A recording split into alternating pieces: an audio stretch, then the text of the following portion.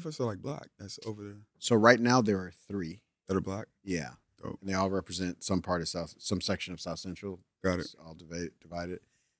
The expectation is the next year's election will be down to 2. Just me and Heather Hutt, because the one that Price's district is kind of east of the 110, and the population there is like 85% Latino. Okay. And it doesn't look like, and Price is termed out. He can't run again. Oh. So it doesn't look like there's going to be a black candidate that can even contend. Scotty. Yeah. Get in there. Yeah. Well, because I don't know. that district is tricky because not very many people vote, but the seniors, the elderly people in that district are majority black because, you know, they've been living there. For sure. Yeah. They vote every time. Right. They do not miss. Are they getting Price? We're live right now too? No, but Dope. I mean, we are. No, yeah. You know how I like to run it. Yeah. Wait, so and we'll do a proper intro as well. But what do you have to do to become like? You got to get 50% plus 1 of the vote or more. You can either do that in the primary, which a lot of people run in the primary, or you can do it in the runoff where they put the top 2. So say one person gets 48 and the other person gets 40. Those 2 people go at each other for a runoff. But I'm saying, so okay, like we have a big brand, right? If I was able to convince all of them to vote, sure. There's no like the votes are the votes. Like really, yeah. I mean, I think like for president of the U.S., you have to be 35. You have to be born here. L.A., we don't have either of those rules. I mean, you have to be a citizen, obviously. Yeah. You don't have to be born here. You don't have to be 35. There are people on city council now that are in their early 30s. Really? There have been people who got on the city council in their early mid 20s. So there's not an age limit. We don't, and there's no, I mean, you know, other than being a citizen and being a resident in the district, that's key. Yeah. Oh, you have to be a resident. You have to be a resident in the district that you're running in 6 months before the election. Solomon, he giving us the game. We finna set up. Run. Yeah. So you got to get it together. And I don't even know what I would do. Like, what's wild about that is the seat the 8th district and other districts, they've done this. And this is one of those things that only happens to black and brown people. They've actually arrested people for not living in the district that they got elected. That they get. It only happens to black people? That's the only people. That's the only you've ever seen? That's all I've ever seen. There was a African American who was living in. They arrested him because he was living in my district and he was representing Inglewood in the state legislature. And then a Latino guy named Richard Alarcon that case was even crazier because he had moved because his house was being renovated. Yeah, but he moved and they flagged him for that. They flashed on him. How much time are they getting for this stuff? He didn't do it. I mean, he made 2-3 days. Like it was. That's ridiculous, though. But the thing here's where they get you. You do the jail time, which is nothing, right? But what you do is you're banned from running for office. Oh, that's where they get you. That's why it's a heavy penalty, and that's why they go for it. So let's be honest. Somebody's telling on these people. Gotta be. A lot of times I don't even think it's like a mystery. Like it's not a big deal, low key. It's like I'm chilling. One, it like you can't keep secret where you're living. Like, you know what I mean? Like, true. I mean, at a certain point, somebody's going to see you come and go. You're going to have I mean, unless you just live on an estate somewhere, you're going to have neighbors or people going to see the direction you drive when you leave wherever. So it's not like it's hard to keep secret. And frankly, it's not a thing that, you know, the enforcement of it is, sometimes they enforce it, sometimes they don't. Yeah. And it just so happens to work out. I'm doing air quotes and work out that our folks are the ones that get caught up in that. No, for sure. Oh man, yo, I can already tell this is gonna be a good one because we ain't even done an intro yet, but we're gonna do a proper intro for sure. Another episode of Scotty and Friends. I feel like I just want to bask in the enjoyment of you're my second council member we've had on. Yeah. You were the first that we were in talks with, but as I was even telling your team, which we're gonna talk about, your team, I really think this is a lane that I want to explore in the culture space. I feel like we have Black and brown culture in LA, and it's like music, hip hop, and all the rah-rah. But I really want to give the people some good game and like just to get an insight in the minds of like our leadership and, you know, hopefully align me right so I could be a leader next, you know? Right on. We need people. We need good people. Absolutely. We always do. Without further ado, Los Angeles Council Member Harris-Dawson, how you feeling, man? Good to be here, man. I'm doing well. Thank you. Thank you for having me. Man, we appreciate you for coming. Your team, I'm talking about no stone unturned. Yeah. No I undotted. Yeah. No T uncrossed. That's right. That's right. No Scotty unchecked. Like they was on it. And that was one of the things I was like, man, this is so powerful. And we had a Zoom. I don't know when that was, but I ended up asking her, like, dang, like you so on point. What does she see in you? And she had only high things to say about you. That's kind. That, I think, thank you for starting with that, because you don't get an opportunity to talk about your team very much. I mean, our comms team, but our whole team. I always say, like, an elected official or anybody running any kind of organization, you're only as good as the talent you can attract. Absolutely. You know what I mean? If you can't attract talent, you're not going to do well, because there's only so much, as you know, there's only so much you yourself can do. There's a lot you can do, but there's a limit. It's finite. And so getting other people to be a part of the cause and to think enough of it that they will take ownership of it so that they have a personal investment in how well we do or don't do, that's priceless. And that, to me, is, if you had to say to me, like, what are the top 5 things to helping you be successful, my team would be right there in the top 2 or 3. 100%. How many of you guys are there? Oh, geez, I think there are about 25 of us. Different people do anything. So we have a team that just does community and economic development. We have a team that just does communications, public relations. We have a team that just does legislation. And then we have a team that just does constituent services. So you call and be like, my sidewalk's crack. We got a team of people that just do that roll up to your house and take a picture and work out getting it fixed. That's fine. So altogether, it's about between 25 and 30 people, depending. Dope. One of the things that stood out to me, and this is like, I feel like when I look at leadership, I used to always be like, our votes don't matter. Like, man, they don't really care. It's all a money play, da da da. One of the things I was said about you is like, nah, like, this man really cares, like, in a real, real way, And so I know you were born and raised here in the district, but I guess from your own mouth, like, why is it that you care this much to go and do the job? Well, thank you so much for that. I mean, I think, it's part of it is just something you're born with. Like, I've always cared about what happens to people around me. I've always cared about the community. And so I've always seen politics as a way of being able to impact that, impact the quality of life for both individuals, but for groups. Okay. I always say my favorite work is the work that you do where somebody wakes up and does something or changes something, and they have no idea that you had anything to do with it. They don't know your name. They don't know, just something got better because they moved on it. And that's crazy. And people believing, and this is very important to me personally, you want people to live in a world where they believe they can make things better. You don't want anybody to live in a world where they think, oh, like, I have a bad hand and I'm going to die with a bad hand. You know what I mean? You want people to feel like, hey, you know what? If I do this, this, and this, and I talk to this person, my hand can get a little better. And then if I parlay that, my hand can get a little better. And if we're all pushing in that direction, that's when we all live our best lives. So politics lets you do that. Why are you so, I feel like maybe I need to work on my selflessness. Cause you just said it like, yo, I can make you have all this power and you can kind of make things shake and nobody knows that you're doing it. Yeah. I'd be like, put my name on that thing. Of course, we all like putting our names on things, but the sometimes putting your name on something stops it from getting done. Okay, expound on that. So for example, let's just and we'll stay in the realm of politics, Obamacare, right? Okay. Well, Obamacare is simply health care for people who can't afford it. Right. Relatively good idea. There are a lot of people that fight that just because it's called Obamacare. Okay. If it was called Trump care. If it was called Trump care, nobody would fight it. Or if it was just called Alabama care.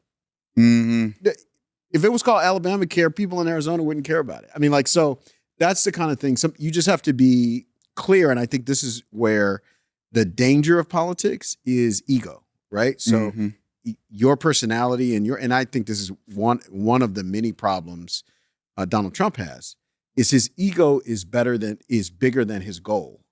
So sometimes his ego gets in the way of what he wants to accomplish, right? And so he's more concerned about what somebody said about him on Twitter than he is about what's actually happening in the economy, right? So more upset that somebody criticizes tariffs than the fact that we have the worst jobs numbers that we've had since we were in the middle of the pandemic. Yeah. Right. So that's where you have to be very, very careful, because I would never want to be in a situation where my ego caused people to suffer or to not live as well as they could. Is that an upbringing thing to or character development? Like, how'd you get to that space? I think it's character development. I like a lot of folks, I'm raised up here in the Black church, strong family. I went to Morehouse College in Atlanta where you get to learn. I mean, like, that's really the crucible. Did I know this? Sharon, you went to Morehouse? I went to Morehouse, yeah. I went to Morehouse. Really? Yeah. Oh, yeah. There we go. Okay. Oh, it's going to be a good episode. That's why it's making sense. So you understand. I don't have to explain. I didn't know that. Wow. You know what Morehouse does for sure. and what it teaches, and the people they put in front of you while you're there. And, it's these giants that you think, for sure. Boom, boom. And then they sit in the classroom with you and they're like, whoop, whoop-de-whoop. Like, this was really. Yeah, for sure. I'll never forget, I won't name the name, but we were talking like a very internationally known civil rights movement leader and person who was on CNN every night and blah, blah, blah, blah. And he came to lecture in the class and he was like, yeah, man, let me stop because I need to call my wife because our car note ain't paid. And I was like, wait, what? Like, what? Like, this is crazy. But it demystified service. Yeah. And being able to make a difference. Fire.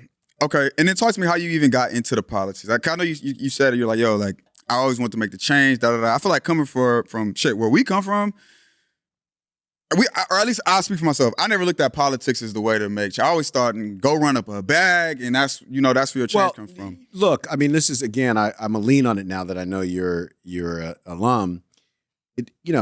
That's one of the things they taught at Morehouse. Whatever you do, do it in a way that moves the cause. So if you're gonna go be wealthy, definitely do that. Do it as best as you can, but be wealthy in a way that moves the cause. If you're gonna open a dry cleaners, do it in a way where there's 25 other our folks that can own dry cleaners by the time you're done, right? And the same thing is true with politics. Politics is just one venue in the struggle. It's a high profile venue. It's a venue that a lot of people see, but all of us are involved in the struggle. And I think, the guy who teaches aquatics at the local pool, like, he's keeping literal people off the streets, guns out of their hands, saving people's lives on the daily. The daily. Yeah. And he's just a swimming teacher. You know what I'm saying? Aquatics was specific. Are you in aquatics? Because that was specific. No, because I'm thinking. That's dope, though. But I'm thinking of a specific person. But you know what I mean? If he didn't have that attitude, he's like, oh, my job is just to show up and show swimming. Yeah, I get what you're saying. It wouldn't make a difference. But because he understands, like, I teach swimming as my vocation, but my cause, my reason for being here, that's fire, is to make things better for folks. And for me, teaching swimming is the best way to do that. What's kind of like the stress? Where does the stress come in? Were you at Morehouse when aquatics was a requirement? No, it was a requirement. It was a required course. It was a required course for a long time. Anyway. Wait, so are you good at swimming because of that? No. What do you mean? But you took it for 4 years, or no? Just 2? That was a requirement in freshman year. Their freshman year, okay. No, they didn't make us take it. Thank God. It was crazy because it would be cold. We did have to do like a sport though. Yeah, but you could choose like basketball. You could choose a bunch of different stuff. Yeah, that wasn't the case. You could do those other things, but everybody had to do aquatics. Dang. Okay, wait. So when they initiated you in, did they make you like lock-arms and run with your brothers? Of course. Freshman week. That was crazy. Yeah. And the torch and all that stuff. In the beginning, I didn't know what none of that stuff meant. They were like, look to your right, look to, like, some of your brothers won't be. I didn't understand it as you get older. Like, I'm about to be 30. So now as older I get, the more all that stuff like hit me like, oh my God. Yeah. One of the things that stuck with me now, and I finished college in the mid-early 90s, and I'll never forget the day in King Chapel. King Chapel seats, I don't know what, a couple thousand people. That's so legendary. Because even hearing you say King Chapel, I'm like thinking of like I'm like, yo, like, right. Yeah, that's crazy. But in the Monday of freshman week, you're all in there and they say, look to your left, look to your right. And they say, you'll never be around this many black men for the rest of your life unless you go to prison. Damn. and I'm in my 50s and I'm still waiting. I'm still like, Damn. And that's a bar. That's a fact. it is totally a fact. It's totally a fact. But that kind of stuff I mean, I still remember it today as if it were a couple hours ago that happened. No, 100%. Same here. I always remember that. Freshman week was beautiful. Morehouse was beautiful. Morehouse was beautiful, but freshman week is special. Got it. I was gonna say, where's kind of some of the stress come from the job? And don't say when they block your legislation, but like where's the stress is the obvious stuff. It's, you open up your computer in the morning and you're getting flamed over from people you don't know and don't know you over something that either they don't understand or hasn't been explained well, or sometimes you actually legitimately made a mistake. Like it's real hurtful to me. People, I'll wake up and somebody's taking pictures of trash that got dumped in the alley behind their house. What is the councilman doing? Why we called and they didn't come pick up the trash? Well, that hurts, and there's no excuse for it. And of course, you get after it. Now that it's to your attention. But that's by far the most stressful part of the job. You way better than me, because if somebody sent me a piece of trash, I would be like, bro, pick it up. But it's dumping. Dumping. Oh, it's like the big dumpers. Okay. Dump, those construction companies come and dump. And they, it's like nobody should have to live like that. On the other hand, I do know cities, LA and other cities included, don't have the resources to keep up with all of the dumping that happens. And I guess why is that? Because I probably owe some apologies, because sometimes I'm critical of like our leadership in LA. Because I look at MacArthur Park, and I'm probably speaking out the side of my neck. I'm like, see how they got our park? It's dirty, da da da. And I really don't necessarily understand the ins and outs of what it would take to even keep a park. Right, exactly. You know what I mean? And so, what does it really take? Well, that's an example. So I'm glad you raised that, because people don't often look at that. So like, take something like Venice Beach, right? So Venice Beach actually gets more visitors than Disneyland does. But guess how many people work at Venice Beach every day? Probably 15. Less than a dozen. Really? In the whole Venice Beach. Because that's what the city can afford, because we have, there's so many needs, right? Whereas, Disneyland, hundreds of people are on there throughout the night, and then when it opens, dedicated you can't walk 20 feet without somebody sweeping, somebody's giving you directions, So it's very hard for a place like MacArthur Park, which is in one of the most dense neighborhoods on the entire West Coast, gets more traffic, and immigrant traffic in particular, than almost any other park probably in the country. And the maintenance dollars that we have for that park, it's no way we can deal with that capacity. And then what our people do, I used to do this before I got in the guts of government, is I'll compare that to something like El Dorado Park, right? Or a big park outside the community. Now, how come this park is on there? Well, that park has like 12 people coming. Right. You know what I mean? Like, they just they're not in the middle of, a mile and a half outside of downtown, right on a train line. Like, it just. Different kinds of people. It's different everything. Kinds of people. People that are poor. And, when they come, they're coming with what they got. Right. Like, you know what I mean? So and you're dealing with people who are overworked. Right? The adults. Staff. The adults. No, I'm talking about the visitor. There. The visitors. Yeah, the visitors are overworked. So, where in another community, I have some neighborhoods in my district where they're retirees, they got a nice little pension. Old men will go out there and they'll pick up trash in the park, and they'll, sit around and play checkers, and and if there's graffiti, they'll call and it'll get painted over. That's great. Those people have that kind of bandwidth. MacArthur Park, these are child-rearing age, so people with children who are working 2 and 3 jobs in the low-wage economy. Don't even have the capacity to think about. So they're happy just to make it to the park. Yeah, right. Much less, being able to do something that makes it better. Okay. One of the things you said that stood out, which it's like, I guess I get it, but it's like, how could a city not have more allocated dollars towards these? Well, the government's gotten defunded. This is a good question. So it's funny that there's all this focus on defund the police as a thing. The police are actually one of the only things that have not been defunded in most cities. Parks have been defunded. Libraries have been defunded. Streets have been defunded. Forestry. I mean, try to get a tree trimmed. This is not particular to LA. Try to get a tree trimmed in San Francisco or in Long Beach or in San Diego, a street tree, it's going to take a long time because none of our cities have the funding. And starting in the 80s with Ronald Reagan, they just systematically started defunding cities and saying, oh, well, all this stuff is a waste of money. Where's the money going then? Look, every time they do one of those tax cuts for the wealthy and they say it's this much money, that's where it's coming from. It doesn't come from the sky, which is what they try to act like. Oh, we're just letting rich people keep their money. Well, okay. Well, their money used to be paying for something. It didn't used to make them even wealthier than they already were. Chill. I'll be. So, well, I'll be. Hold on. Yeah. Yo, there's one of my favorite lines, man. J. Cole. He says, yo, the good thing is, the good thing is, man, you came a long way. The bad thing is, nigga, you went the wrong way. And I feel like I've always been like more bravado and like just monetary and like just trying to push because I feel like that's what I came from being poor, so I was like, this will save me. Yeah.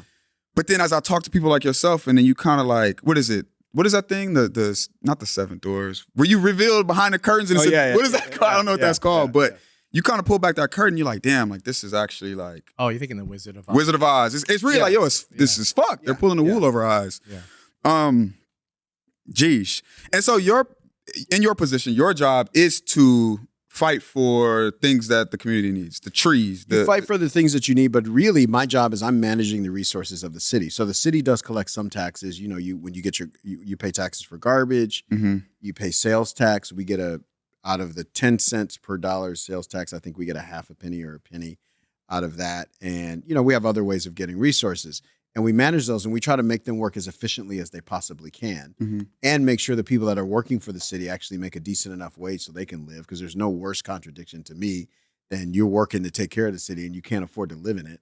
Yeah. And so those are the things we do. I think one of the constraints of governments and one of the criticisms I would have of government, myself included, is we don't do enough to grow the pie.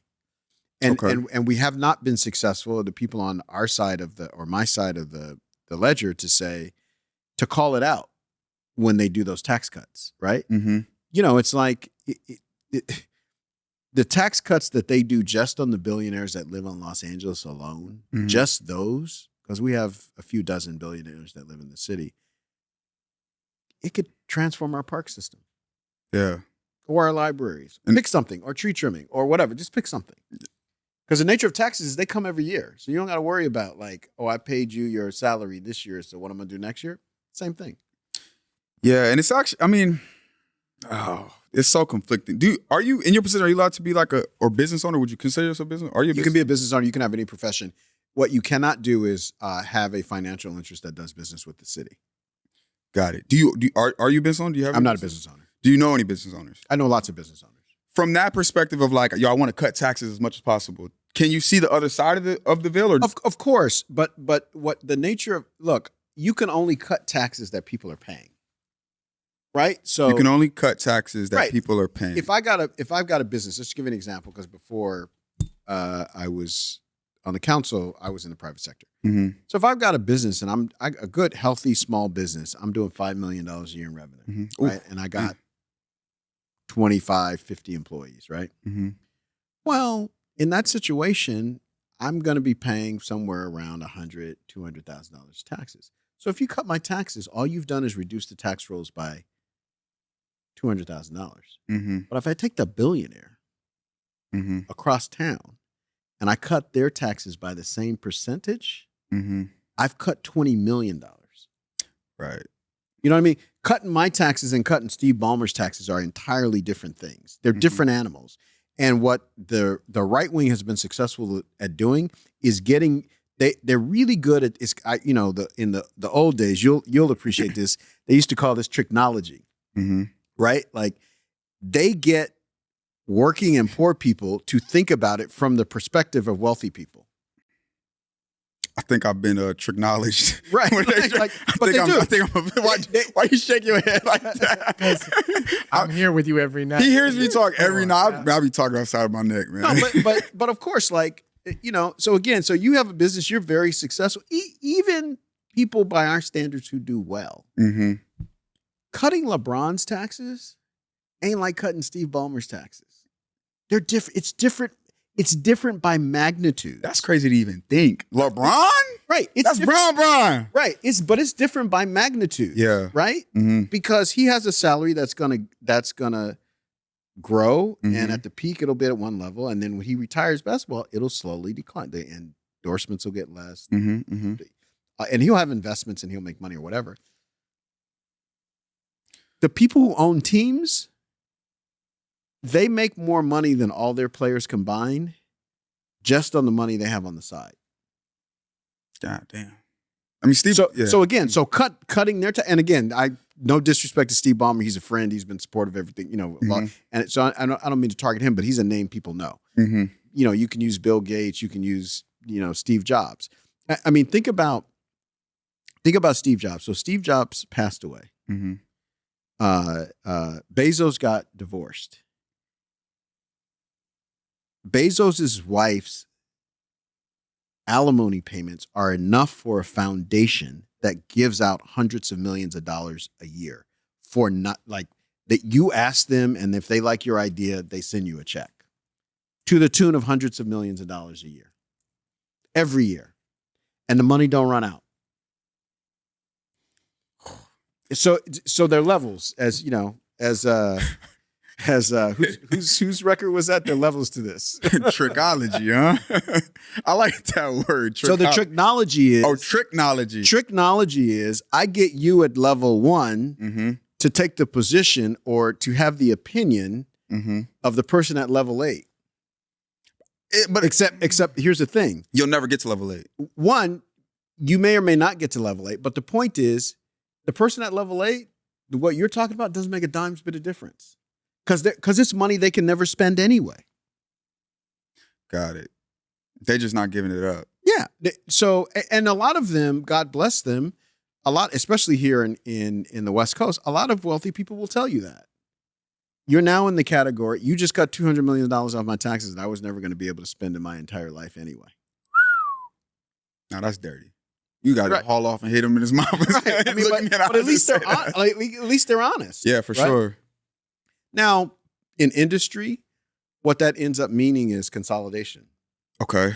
So I try to use an example that your listeners can understand, but when we this probably predates most of the lifetimes of your listeners, but when the internet first got created, the internet was supposed to be about freedom, and you didn't have to go to the store, you didn't have to do this, or anybody could do anything you want. Fast forward 15, 20 years later, most of us can only get the internet from one person. What you mean in terms of? In terms of Spectrum. Oh, got it. AT&T or Verizon. And very few people live in a place where all three of those selections are available. So there's nothing free at all about the internet. The vast majority of people, if you want to use the internet in Southern California, you got to go to Spectrum, for sure, AT&T, or Verizon. 3 companies, all, by the way, who have investors who are pretty much the same people. Do you think, like, I be like literally asking this sometimes, like,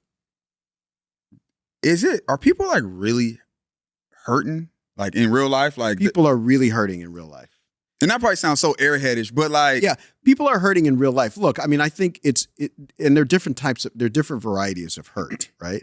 So, look, I've been a young male in, my late teens, early 20s, where like I'm going over to a friend's house to see if they got groceries and, couch surfing every now and then. That's one level of suffering. The other level of suffering is I got 2 kids in an apartment and a job where my hours just got cut and my rent went up. Right. And I live in a place like Los Angeles where society has told me they'll let my ass sleep on the street before they'll help me. They'll look at me and they'll say, don't make noise and don't dirty shit up.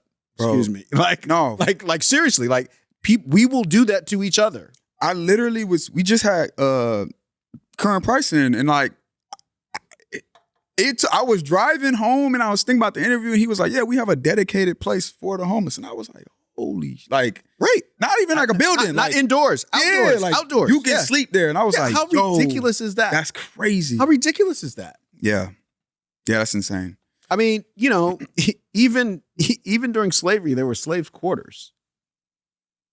Damn. Yo, life is crazy, bro. Right? So again, a lot of progress on the one hand, but a lot of backwardness on the other hand. Yeah. I mean, that Southern California, which is the most economically productive place on earth. Mm-hmm. That's why California is the fourth largest economy in the world by itself, without the rest of the United States. That we can't find a place for human beings to live indoors, it's ridiculous. Mm-hmm. Ridiculous. Yeah. So I asked Price the same thing. Because I know there's resources out there. Like, you guys are providing these things as Sure. best that you can. Sure. Why does it seem like people don't either know it's there or like how, like, where are these resources that are there? They don't know it's there because they don't know it's there, right? Like if this society really teaches rugged individualism, right? Like, I got to get mine. You know, Hussle, you know, one of our favorite and most beloved characters is Nipsey Hussle. His part of his rap is, you know, Grinding all my life. yeah, exactly. Like, you got to do it, but it's up to you as an individual. And we don't think of it as collective. Like, no one says, like, you know, I referenced earlier, I grew up in the Black church. And one of the things in the old days that would happen in church is at the end of service, the preacher would get up and say, who doesn't have money for groceries this week? And somebody raised their hand. And he would say, okay, who's going to get groceries for that person? Who doesn't have a ride home? Who's going to take that person? And because it was considered the responsibility of all of us that people did well, particularly people who had children. And that we've just chipped away at that. And I don't even say this as a criticism of individualism, because I think it has its place, but not to the exclusion of group responsibility for the well-being of the group. Because here's the thing. Okay, I have low taxes and you know, I have nice things. All of that stuff is compromised if down the street from me somebody's living in a tent. Okay. Do you think, how am I trying to say this? I guess they don't care? That's the mindset. Like, he's like, yo, what does that have to do with me? Right. No, I think it's the rugged individualism. Well, that's on them. That's just it. What mistake? This is how it's talked about in code. Well, you know, mental health. That's a way of saying it's their fault. Oh, well, you know, drugs. It's their fault. I think where we're going is, and I just was looking at it. They said our economy is now, it's a two-tier economy, meaning like, yo, there's the haves and the have-nots, strictly. And it's extreme. But people won't get it until you got that Rolls Royce, and them dudes that's hungry is coming up there to take that. Like, well, I think that is a dramatization of it for sure. But I also think we can raise consciousness by pointing it out. You know what I mean? I think because people don't see a lot of times the contradictions that are in front of them, right? Yeah. You know, like this whole business where the rappers and other folks in the culture will talk about, well, I can't come to LA without security and this and that. I got to check in. Wait, I got to check in. What is that about? Yeah. Right? Like what? Like, you know, like the if I'm from the U.S. and I'm a government official and I go to an African nation, yeah, I have to have security because you know what? They might kidnap me. You know why they might kidnap me? Because they don't have much. And it's a way of them getting something. That's why. It's not because they're bad. It's not because they're somehow morally worse than people you're going to find in another part of the world. You know, they just have needs and you present yourself as a way of their needs getting met. But we talk about checking in because we like, you know, there's the drama of it. And, you know, we lionize these street characters and all this. But really, it's a backwards ass situation where you can't go in one of the wealthiest of major American cities and you got to worry about getting robbed. And half the people don't even know who you are. Yeah. That's actually kind of funny to think about. Like, and this is even one of the reasons why I created the brand, because I would see, when I came back from Morehouse, mine changed. I'm like, yo, the way we operating over there versus how we grew, it's different. You know what I mean? Back here, we wouldn't even go across town because it was like, I don't know them and that. I'm like, exactly. When I was over there, we was networking. We was speaking up. We was. Right. You're trying to meet somebody. You know, one of the things they tell you at Morehouse is, you know, when you come here and you get your degree, you can go in any city and meet somebody. And you could just, all you got to do is say, I graduate, you know, I'm you got a network house and for sure. You in a couple of weeks, you'll have a job. After that, you'll have a place. You know, like that's the whole way it works. And that is really the way the community should be. Nah, but we get pulled away from that. that's facts. Because as soon as you said Morehouse, I said, I'm on. I said, yo, we See, I didn't know. I would have come in before Price. Steve Ballmer, we on. Let's go. No, I was waiting for the secret handshake or something. it was just got all camaraderie. these cameras on, man. We Yeah, man. Come on, man. What's wrong with this guy? Tuskegee man, right? You know, I'm joking. Okay, so talk to me. I know there's so many different things and avenues that you look at to like allocate these resources. For you, what are maybe just the top initiatives that you want to tackle and think that we should be looking at as a community? Well, look, as an individual, look, there are the things that the council is doing. Obviously, the city and the mayor's leading out on this, and I'm gonna. If she hasn't been on, I'm gonna encourage her to come on with you. But mayor's leading the charge on homelessness. Ran for office on that. Is doing, I think, a good job. Not nearly as fast as I think she would want it. Certainly, we want it. So, homelessness is big. Our infrastructure, our parks, our streets, our beaches, all that. That's big. I'm talking about citywide initiatives that we have to do, and then obviously public safety. We're doing extremely well in public safety. This is another thing where we don't give ourselves credit. Before your time, when I was coming up in the early '90s, we were doing something like 2,000 homicides a year, LA County. We probably won't make 300 this year. That's fire. It's crazy. And it's because of our gang intervention work. It's because of our community policing work. It's because, frankly, LAPD has changed from command and, we're going to, recruit a bunch of people from God knows where and send them in the neighborhood and keep you so-and-so's in check. That's changed from we're going to become a part of the community and engage in a project together where we keep each other safe. So those are the big projects for the city. For me as an individual lawmaker, one, equity. So making sure our community isn't overlooked when the big investments are made. And the way this city works is the big investments go where the places that bring in the most money. So the investments go to downtown, they go to Century City, they go to the beach, so on and so forth. And so one of my main reasons for running for office was to say, when those decisions were nope. What about Crenshaw? No. What about Broadway? What about Division Theater? What about Leimert Park? All those. And so we've done that. And I think we've been pretty successful. I want to end, and I'm going to work on this until my last day in office. I want to end traffic stops. Non-violent, non-public safety traffic stops. And that's just like the cops just being able to stop you? Cops just stop you and just say, what's your name? Are you on parole or probation? That is the form racial profiling takes. When I lived in Compton, I got pulled over twice. One time they just stopped me, and I used to have like a little bucket. So they just stopped me literally, and I was a younger kid. They put me in the back of their truck. I've never been in the back of a cop car in my life. Right. I was of course spooked. Right. And you're a kid. I'm square. And I'm spooked. I just got home from college.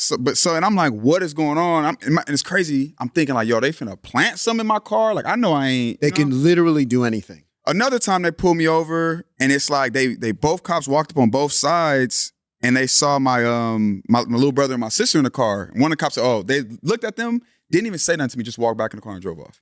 And I was like, yo, like, what was the goal here? Right, and the government should not have the right to do that. Yeah. It's in a free country. They should not have the right to do that. This whole business of traffic stops, racial profiling, all of it goes back to slavery and the post-slavery period. People don't talk about this because they talk about the North as the good guy and the South as the bad guy. In fact, like today, you can find racism in any part of the United States. It just takes on different complexions. In the states that were not slave states, they had a policy that said if you were black and any white person saw you, they could stop you and demand papers and demand that you prove that you were not the property of someone. And if you couldn't prove it, they could legally take you into custody and hold you until they found out who you belonged to. And that when the police pull you over, what do you mean you could take me and hold me? It was called slave catching until you. Man, I'll be Django. And that is a version of. That's crazy. That's crazy. That is the basis of the movie Django. Yeah, right. Because Django was not a slave. Right? Yeah, right. But everywhere he went, he had to be with the white guy, so the white guy could be like, oh, he belongs to me, so you other white person, you leave him alone. Leave him alone. And again, it is not the same, but it's a distant cousin or for sure. A first or second cousin. You pull me over, show me your papers, show me you're not on parole or probation. Jesus Christ. I know. And again, it only happens to like people. So I think we can change the law and we can stop what are they're called the formal name, what law enforcement calls them, is pretextual stops, right? Mhm. So I create a pretext. Your taillight's broken, your windows are too tinted, you crossed the double yellow line, whatever. I use a pretext to stop you to carry out a different investigation. Exactly. So when they stopped you and they looked in the back and your siblings were back there, they decided based on the presence of your siblings that whatever they were investigating, you weren't the one doing. So I'm gonna let you go. Here's the thing. If they stopped you, they need to say, hey, we're stopping you because we think you did X. Mm-hmm.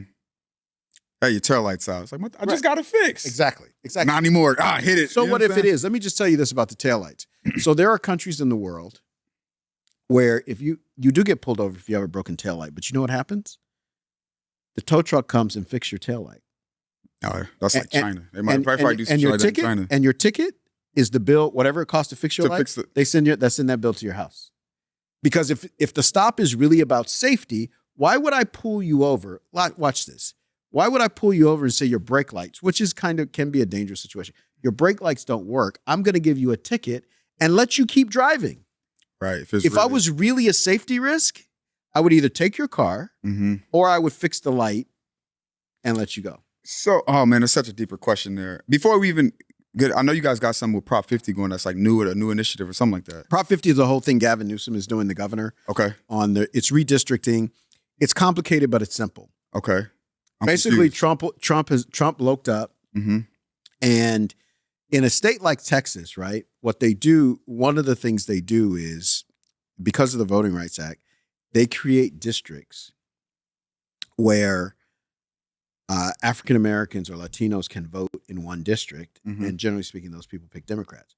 So Trump said, cut those districts out, create me as many Republican districts as you can.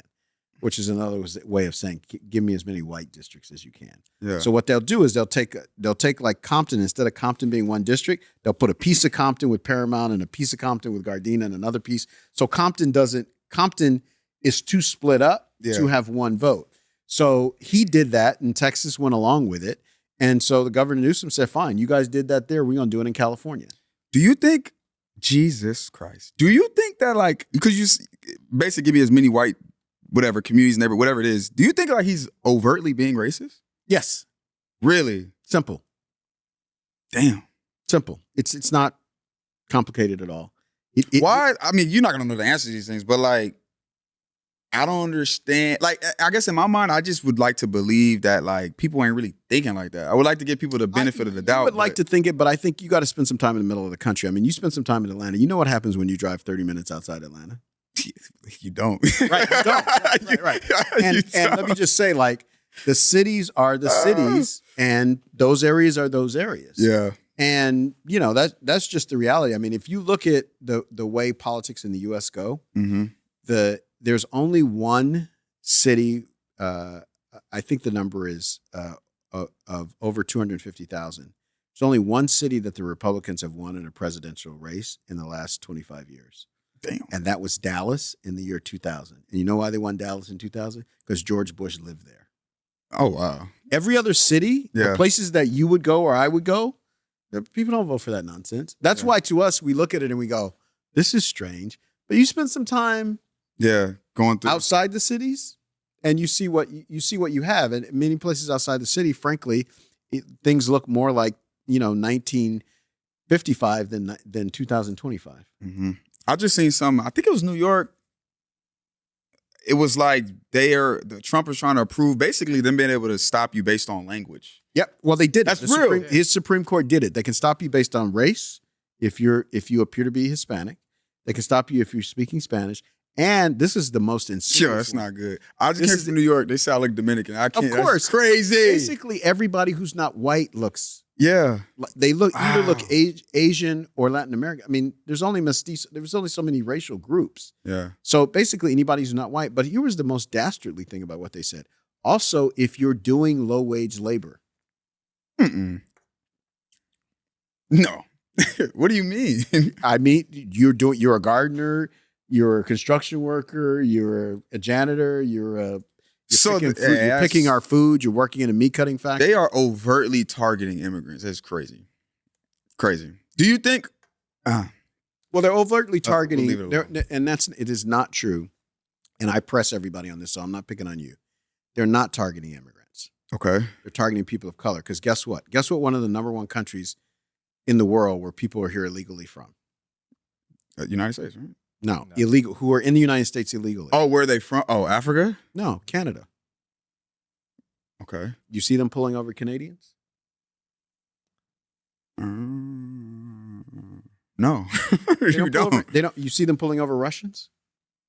Have any of these busts, have they gotten Russians? Mm-mm. We have whole ass Russian gangs in LA. You know this. You live in this city. We have Russian gangs. And the people in there are not legal to the U.S. You see them taking down any Russian gangs? No. I never thought about that. Because it's not about, I have maintained, and my friends in the immigrant rights movement, get on me about this. But I've believed from the beginning, from way back from Prop 187 in 1994, this has never been about immigration. It's always been about white supremacy. Do you talk about this on your podcast? Of course I do. I got to tune in. Of course I do. Yes, MHD Off the Record. You got to come through. Yeah, it's like every week, or what do you? No, we put a couple episodes in the can, and then we release a few a month. Fire. And we record we have a little podcast studio in my office on Adams and Western. That's dope, man. Jeez. Yeah, I didn't know you were this brilliant. I You're didn't. very kind. I didn't know you were this brilliant. Very eloquent. Okay, I got a couple more places I want to take it. Today, not your boy. Let me be respectful. God bless the dead. Charlie Kirk, man. Yeah. Is it safe to say that was an assassination? It appears that's the situation. I mean, I don't know any much more about the case than you've seen on social media. I just say, it's a very interesting moment in our history when the consequences of a person's position and crusade comes home to hit them. And I've certainly experienced this watching rappers who rapped about shooting this one and shooting that one, and I'm from this set and I'm from that set, and then they get popped. It's just something cathartic about that. And it appears that this, certainly everything I've heard from this person, and I don't know this person well, but I remember some of the rhetoric because it was particularly offensive and nonsensical, and would in a way seem to justify what in fact happened to him. Yeah, man. I seen a video today, and my first initial thoughts was like, anytime somebody passed away, I'm like, God bless. Especially, you have family, man. You cannot undo it. Yeah. No matter what, no matter how much time or money you have, you cannot undo it. Yeah. And I'm like, geez. And then one of my friends, also Morehouse, Craig York, he said, because I was like, yo, this is crazy. This is a bad look for Dems. I was going in, and then he sent me the video of him saying that, which I never heard of the dude. And then it just gave me chills. I'm like, power of the tongue. Like, God is real. God damn. Like, right. Insanity. I guess, I don't know. It's just, what does that say? I guess in the beginning of times it's been like this, but just me getting older and getting more wise, I'm like, bro, like the state of the world where I can log on and see that. Of the country, look, the state of the country is we're in a serious situation. If you begin with January 26th, the number of political assassinations that we've had or attempted assassinations rivals only in my read of U.S. history to the time around the Civil Rights Movement when, two Kennedys, Dr. King, Malcolm X, all those people were killed in a relatively short span of time. You think about the school shootings that we have and had today, frankly, the Democratic lawmakers in Minnesota just a few months ago. What we had today, the times Trump's been shot at. I mean, it's crazy. It's a crazy time. And, again, we have to remember that this is not normal for this country. This country goes decades without as much as a bullet being fired at anybody well-known. And so, it's real perilous times, but it's also time when we got to really buckle down and lean on our values. Do you, I guess it kind of goes back just like to what you said, like, man, you make change without necessarily having to put your name on it. Cause maybe agree with it or disagree. Charlie was trying to make change or whatever he was trying to do, but he slapped his name on it and, Well, I think he slapped his name on it and he was putting out something that was an idea whose reality he never had to face. Never had to face, exactly. You know what I mean? It's one thing to say that and you're talking about some nameless, faceless children in a school across the country that you don't know. It's another thing when it's your cousin. When it's your cousin. Yeah. Or it's your neighbor. He was looking at it from like big business, like when you're like, 3% on casualty and not really. Right. And look, I think, this is my opinion. I don't put this out as fact. This whole Second Amendment gun policy is just utter nonsense. And it's a complete giveaway to the gun salespeople. That's all it is, to the companies that make guns. That's the only reason why you would advocate for this nonsense. Yeah. We had an assault weapons ban in this country in the early 1990s. We had virtually no school shootings. George Bush and the Republicans lifted the ban. You have school shootings almost one every month. Yeah. And that the facts are the facts. Yeah. Insane. Okay, one last serious question before we get into some trivia. I got some ones I'm low-key ready to trip you up. So we'll see. But do you think it gets better or worse for our country? I think it gets better if we make it better. It's Mos Def has a line.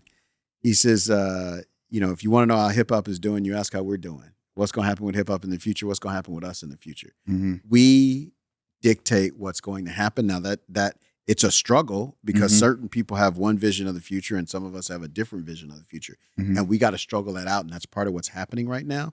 But look, I think we struggle it out. I believe deeply and fervently in the righteousness of our cause, and that we are the good guys and we keep fighting it out. We stick to our guns. We're going to win. Well, that doesn't mean we're not going to take some losses and we're not going to have some setbacks, but we will win. If we fight, we will win. If we don't fight, we will for sure lose. Oh, okay. Do you feel like the youth is fighting? I feel like people are fighting. I think people wake up. I think people come into their consciousness at different points in time. Okay. And I think, one of the things I worry about as an older person is COVID. Right, because COVID was a scrambling impact. See, when I came up, like Mandela was getting out of prison, and Jesse Jackson was doing this, and so you felt like you were on a march. And again, it doesn't mean there weren't setbacks, because there always were setbacks, or you fall down, or you take a hit that you weren't expecting. But we were marching towards something. And now among young people, at least, and again, the older I get, the less in tune you are with young people. But I feel an uncomfortable level of ambivalence and nihilism. And by nihilism, I mean, people would just go, well, what difference does it make? I'm just going to get high, right? Or I'm going to this party tonight, and what happens next week, I don't know, and I don't care, and I'm not going to prepare for it. I'm going to live as if tomorrow doesn't exist. And that's dangerous because tomorrow will exist. Yeah. And there will be consequences for what you did, and more importantly, consequences for what you didn't do. Ooh. Bars. Okay. All right. I think it's going to be a new thing because I did it last time. So anytime I get somebody up here with wisdom, I think I'm going to do this selfishly. It's my selfish part of the show right now. If you were me, my situation, I'll be 30 in January, a growing, thriving platform, building a lot of the black and brown eyes in LA. What would be like your next 3 moves? My next 3 moves my first move would be to decide where you want things to be 20 years from now and work backwards. Okay. That would be my first move. My second move was cultivate, curate, and nurture a village. Like people that are just going to ride with you. And there can be people that are in your industry or not in your industry. There can be people, and I include in this, you decide to partner up with somebody, you partner up with somebody that's going to be part of your village and is going to ride with you and you're going to ride with them. So again, cultivate, curate, and nourish your village. And then third, I think invest, right? So invest in things that one, pay you a financial and material return, but also invest in things that pay you a social and emotional return, right? So when you go coach the Little League basketball team, that's an investment. Fire. Because one of those kids is going to grow up and you're going to get sick and they're going to walk in and they're going to be the doctor. Yeah. And they're going to say, oh, this is Coach Scotty. We got nurses, yeah, get him right. Yeah, right? Yeah. So that's an investment where it won't come back to you in dollars, but it'll come back to you in something that's more valuable in dollars. Because the doctor walks in the room and says, everybody, this is my coach, take care of him. You can't buy that. You're right. You cannot pay for that with any amount of money. You're right. Oh man, I'm in a crazy space in life, man, where like God is like, He putting a big ass rock called maturity on my neck and like carry it. I'm in a great space though, man. You know, I will say this: if you stay in my experience, if you stay in the path and you do what you know is right at the moment, the future kind of works itself out.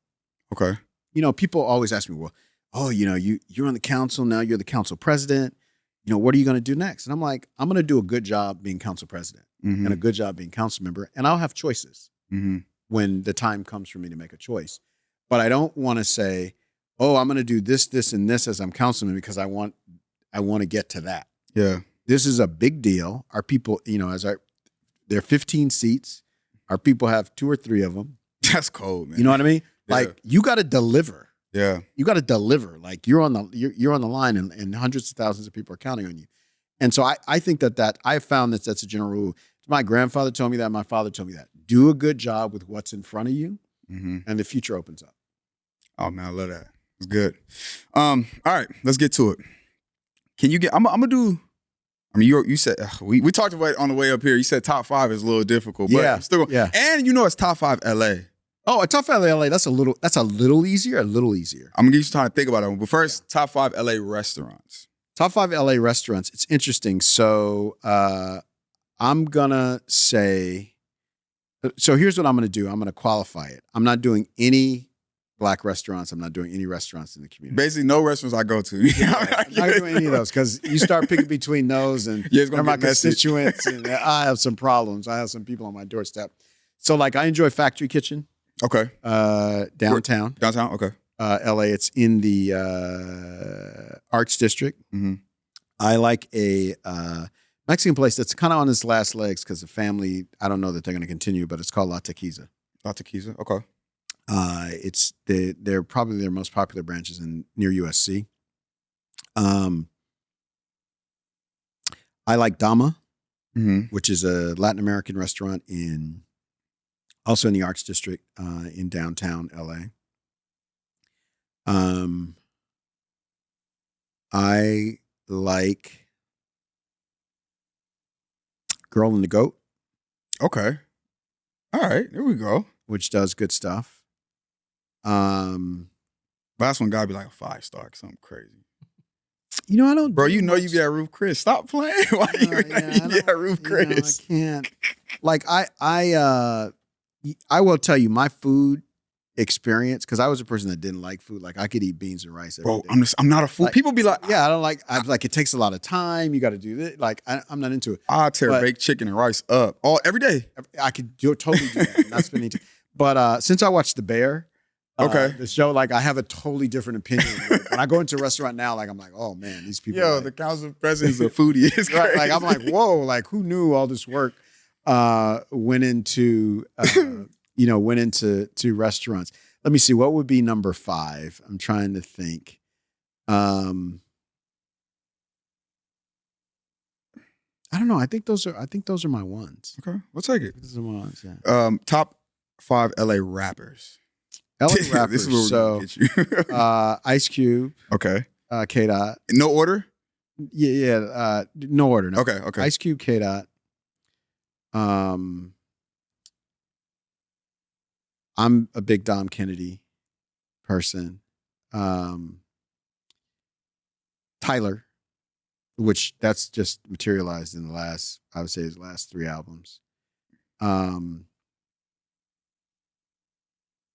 And, just because he's such a giant, you have to give Nip Hussle. I like it. That's a good 5. All right, last game. It's 4 of them. This is where I think hopefully I get to trip you up or maybe just, get a clip. One of these got to go, okay? Just one. You got to get rid of one of them. Shaq's LA statue or Kobe's? Shaq's. The Chronic or the Dog Pound? Dog Pound. Dodger Stadium or Staples Center? Staples Center. You got to get rid of Staples Center? Get rid of Staples Center. It's going to probably happen soon anyway. What you know? I mean, just the way those new stadiums, this is going to show my age, those new stadiums are not built to be around 100 years the way Dodger Stadium and the Coliseum were. they're built to be around for 25 or 30 years. And after the Olympics, Staples Center will be about at that stage. Crenshaw High or Dorsey? That one's hard. I guess I would say Crenshaw because it's in my district. Dorsey is not. I like it.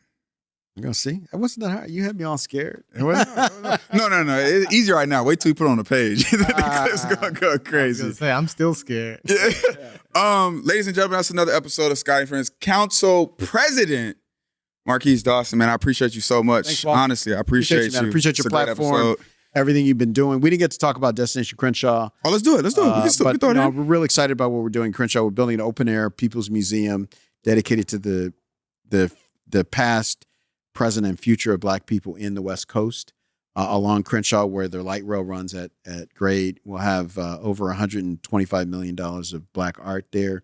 It's going to be the largest statue to a Black woman anywhere in the U.S. That one's embargoed, so we can't say a lot about it, but it'll be... It's an actual person, though? It is an actual person. The artist, the sculptor, will not tell us who the person is. Bro, this how they she's going to be. But the title of the statue is "Woman on Horse," so it's going to be a Black woman on a horse holding a flag. But it's going to be somebody. They just won't tell us who it is. If I walk in there and it's Kim Kardashian, that's not. I said Black woman on a horse. That's how they get us. Wait, is this spot? That's the futuristic looking thing. Yeah, that's the futuristic. Can somebody? I asked Current Price. He swindled me. I'm trying to go. We will bring you over. We'll bring you over. Yes. We expect that it's going to open sometime before World Cup next June. But we're doing tours this now. year. Well, World Cup's in June of next year. Oh, next year. But we expect to open before that. But we'll work out a tour for you. When you come to the podcast, we'll make sure you get a tour. Okay. Question then about that. How did it come together? Like, was it just? Well, it's an interesting story. So when I was running, they were just beginning to build the Crenshaw line, the train line.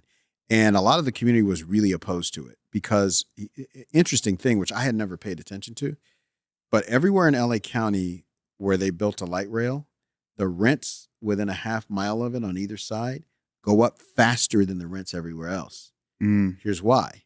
If I live on, say, Crenshaw and Vernon, and I need to get to Santa Monica, talking 30, 35 minutes, you put that train there, suddenly it's 20 minutes and I don't have to find parking. Oh. So if I work in Santa Monica, suddenly where I might not have looked at living in Leimert Park, I will now. Yeah. Makes the rents go up. And so there was a real concern about gentrification. So how do we hold the space? Yeah. Right? How do we hold this as our community? Folks may or may not know this, but that stretch along Crenshaw, really from the 10 freeway all the way down through Inglewood, that is the most dense African-American neighborhood in the U.S. west of Chicago. Oh, shoot. So you're not going to find a neighborhood with more Black folks in it than that neighborhood. And so folks are like, we want to hold this, but this train comes through. Everybody's going to want to move here all of a sudden. So there's going to be a thing. How do we hold it? So we looked around the country to say what communities did the best at resisting gentrification. In other words, gentrification was coming and they were able to push back. Best in the country by far is Harlem. So if you think about Manhattan, those folks who are older will know Manhattan used to have working class neighborhoods in it. In fact, I mean, they still have Alphabet City, which is a housing project, but the rest of it, Manhattan is one of the most expensive places to live in the city, except for Harlem. And Harlem's at the northern edge of Manhattan. And when you read the literature, what experts say is the reason why Harlem doesn't change is because it's got the cultural assets. So it's got the Apollo Theater, and it's got Sylvia's Restaurants, and it's got the Adam Clayton Powell statue. Wow. And so when people try to invest and come in, they're like, well, you're not gonna move the Apollo Theater. You're not gonna move our stuff. Yeah. Right. So what we said on Crenshaw is let's put our stuff there on the street on purpose, so that our people have something to fight over and maintain.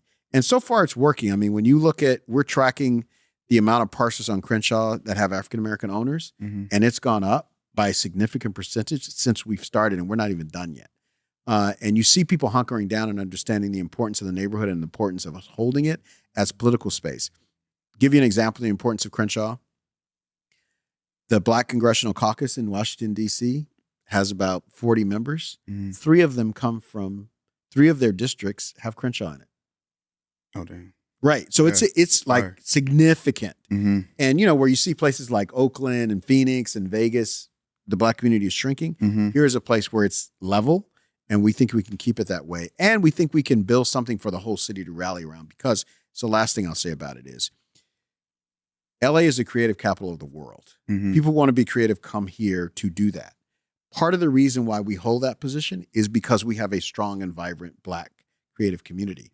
It just so happens that now, right now, the US and world is in the middle of a Black arts renaissance, right? So you look at Kendrick with a Pulitzer, you got Black women putting movies on screens. Like, that just did not happen in any time in my life until now, putting movies on screens, and the movies are winning awards and getting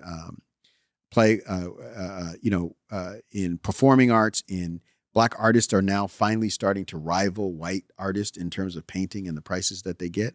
Well, it turns out that LA is the capital of that Black arts renaissance. And what we want to do is recognize that capital and put our art there, so people have to come to us to consume the art. It is really based on the principle that Nipsey Hussle, more than anybody, lived out with the Marathon Store, which he took the position, okay, this music that I make comes out of an experience that happened here in this place with these people. Mm-hmm. I'm not going to let you buy it in an anesthetic, remote control kind of way. You're going to come here and stand in line if you want the Crenshaw sweatshirt. You're going to come to Slauson. And so we're doing that up and down Crenshaw. We're saying, if you want to consume Black art, if you want to hear jazz, if you want to see our artwork, you want to see our sculpture, you're going to come to our community to do it, and you're going to eat at our restaurants, and you're going to pay to park in our parking lots, and you're going to buy books at our bookstore, and so on and so forth. And so we can have a vibrant community. And finally, the art and the value that we create for the rest of the world to enjoy, we can finally get some of the benefits of in our own neighborhoods. Amen to that, man. Scotty and Friends, another episode. That was great. That last half, that was, yo, all right, man. Yo, we out, man. I'll see y'all next episode. I appreciate each and every one of you guys. We out. There it is, man. Thank you.